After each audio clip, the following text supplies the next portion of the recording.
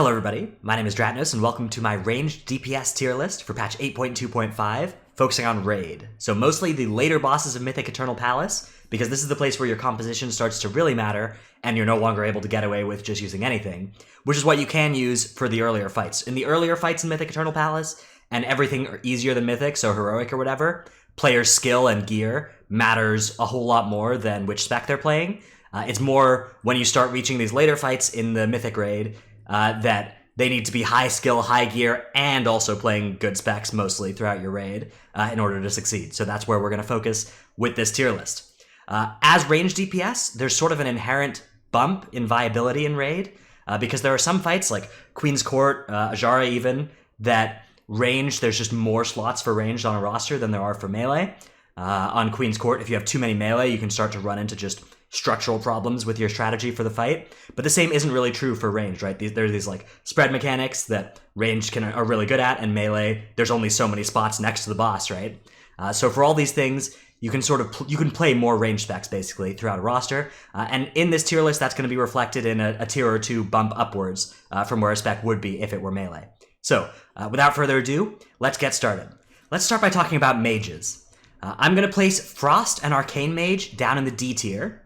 These specs might not actually be as bad as D tier specs if it weren't for the existence of Fire Mage. Fire Mage I'm going to place up in the S tier. Fire Mage is extremely good this patch, and the first Fire Mage in your raid also brings Arcane Intellect, which is a huge DPS boost, not a huge DPS boost over the scroll, but is a notable enough DPS boost that I believe the first copy of a Fire Mage in your raid is worth the S tier.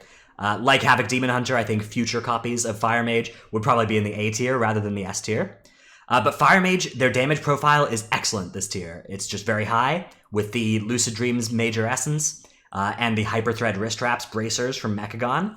They're able to do just massive burst damage every 2 minutes, which is fantastic for killing things like Overzealous Hulks on Queen Ajara, and it's just good all the time to have your damage be bursty, and then they can find a nice safe time to use their combust, and as long as they have full uptime during their combust, they don't mind having to move or be out of line of sight outside of that time, which is what has to happen on Ajara. Their damage also comes with an execute, which the other specs don't really have. Arcane technically can have an execute. They have an Azurite power that comes with an execute, but that's not a particularly good Azurite power. And Fire's execute is fantastic. It also increases their mobility. It lets them cast Scorch, and they can do that while moving. So all things considered, those factors make Fire dramatically better than Arcane and Frost. And because of the Mythic raiding environment, if you're playing a Frost Mage or an Arcane Mage, you could be playing a Fire Mage, and that, I'm going to dock a lot of points for Frost and Arcane for that factor. It's also worth noting that Fire is the only Mage spec that has a cheat death in the form of Cauterize, and that is very useful. Anytime that procs, a Frost Mage or an Arcane Mage would have died, and the Fire Mage doesn't die, and that's huge amounts of value. Anyways, that's why I'm placing these mages where I have. All right, let's move on to talking about Warlocks. Warlocks have historically been a fantastic ranged DPS spec for raid, and this tier is no different. The worst spec of the three, I would say, is Demonology. It's a niche spec that has some uses, particularly on Zakul. There's a strategy that leverages Demonology's shorter damage cooldown to send them to more Delirium realms, and that's a useful thing that you get access to with Demonology.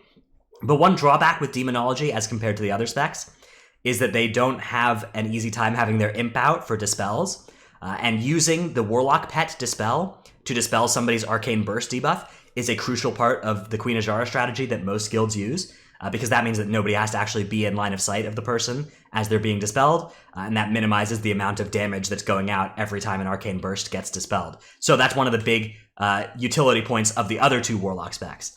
Those are Destruction and Affliction, both of which are going up in the A tier. Warlock, the kind of general utility suite they bring is almost always good in end bosses. It's been a long time since there's been an end boss where Gateway hasn't been awesome.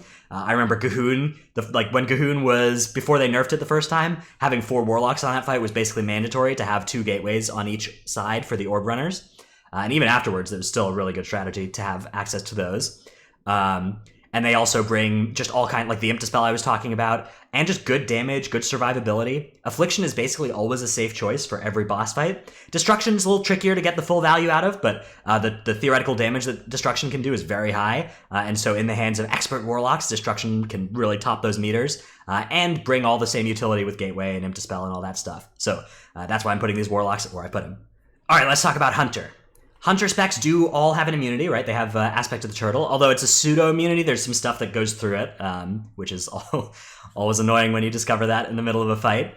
So I'm going to place Marksmanship Hunter in the C tier and Beast Mastery Hunter up in the A tier. The difference between these two specs is largely how easy it is for them to realize their damage potential on a boss fight.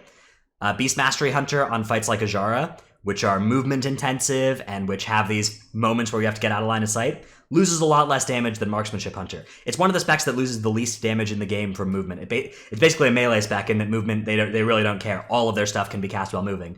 Marksmanship can prepare for movement, and at the right times in their rotation, they can handle movement very well, but it's nothing compared to what Beast Mastery can do. Beast Mastery also brings access to Spirit Mend, which is a very powerful heal that also comes stapled to a nice hot. And that's really useful on fights like Zakul, allowing them to stay in the Delirium realm and top themselves up before dispels. And it's just nice to have access to on Ajara, a fight where, anytime you're below 100% health, if there's about to be damage going out, you could die. So Beast Mastery ends up being a little bit more resilient, a lot more realistic to realize their damage potential. Marksmanship does technically have an Execute, which is nice. Execute damage is always really valuable on end boss fights, but it's not enough to bring it up higher than the C tier this time around. Alrighty, in the B tier, we have the Elemental Shaman. This is actually the spec that I killed Ajara first with, this tier. I switched to it for Unot progression, because back on Unot progression, Elemental Shamans were certainly S tier, at least the first couple of them, because Ankh was a valuable, was part of the strategy, would be to die intentionally, and then use your Ankh to avoid costing you a B-res. Unfortunately, Ajara doesn't really have a strategy like that. The only value you get out of Ankh is if you die accidentally, you don't cost a B-res the first time. That happens every 30 minutes, which is useful. That's a valuable thing to have access to, particularly, in the later parts of Ajara, somebody will get empowered and then will die after 25 seconds, and having Ankh for that is good if possible, or just dying randomly to all kinds of weird abilities. You can then have Ankh not cost you a B-res, so it's sort of like an immunity once every 30 minutes. But outside of that, the spec doesn't really have all that many defensive options. It has a nice short cooldown on the shield wall ability they have, Astral Shift, but outside of that, there's really not a real immunity or a cheat death or that kind of stuff going on for the spec. The spec does good priority damage. It's good on phase 3 of Ajara, where you can have multiple flame shocks out and then you're funneling damage into one target pretty nicely. And phase 3 of Ajara is a difficult phase. However, the total kit value, I think, is lower than the specs above here in the A and S tiers. So that's why I have this down in the B tier. It's also worth mentioning that Elemental Shaman bring access to Tremor Totem, which is a good piece of utility to have on Zakul. So the first Shaman in the raid, pretty nice to have one of those for Zakul. Alrighty, in the A tier we have the Shadow Priest. Shadow Priests are the best spec in the game at just maximizing overall damage through multi-dotting on fights where there are multiple targets, and those are most fights this tier. Starting with Orgazoa, that's a great Shadow Priest fight. Queen's Court, it's a 2-target multi-dotting fight, so Shadow Priests are totally happy there. Zakul, there's a bunch of targets. Ajara, a lot of the phases, there are a lot of targets, especially phase 3, which again is an important phase to maximize damage. And so Shadow Priest really thrives in those environments. On Zakul, Shadow Priest, 1 or 2 of them can pretty much single-handedly take care of all the ads, which is really nice. And they have a lot of self-sustain, which allows them to go down to the Delirium realm pretty safely. So those are all factors that are nice for Shadow Priest. They also have Mass Dispel and Life Grip, which are useful pieces of utility on Ajara. Mass Dispel is another way that you can dispel somebody's Arcane Burst outside of line of sight, right? You can Mass Dispel, and that will hit them even though you're not in line of sight of them, and that can be really useful. Although that is usually not as common as just using Warlock Imps, it's nice to have access to in a pinch.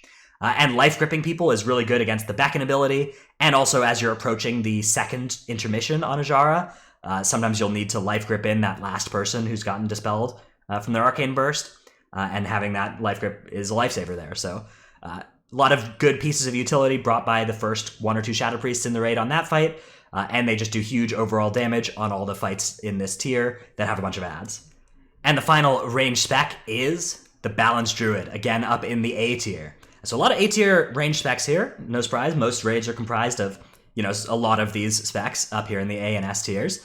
Balanced Druid, kind of not anything super, special that they bring. No one thing you can really point to and be like, yes, that is the reason we bring Balanced Druids this tier. But they are fantastic, multi-dotters. They do good burst damage. And they're pretty tanky, right? They have a lot of ways to choose to survive when there's incoming damage.